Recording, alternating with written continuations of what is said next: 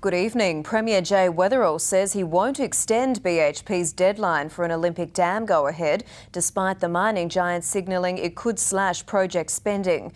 The warning has prompted intense speculation about the uranium mine's future.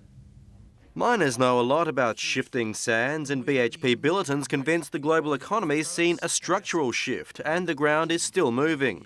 It's backtracked from a spending target of $80 billion over 5 years on a suite of projects, sending shockwaves about the fate of Olympic Dam. It's a very important project within BHP's options, but it is one of a number of options that they have to fit within their envelope of funding. The company's chair rebuking the federal government's tax and regulatory regime.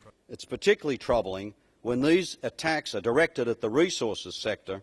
These are entirely a matter for the BHP board, but I can tell you what, both the South Australian government and the federal government have done everything we possibly can to encourage that project. Government and opposition seeking reassurance.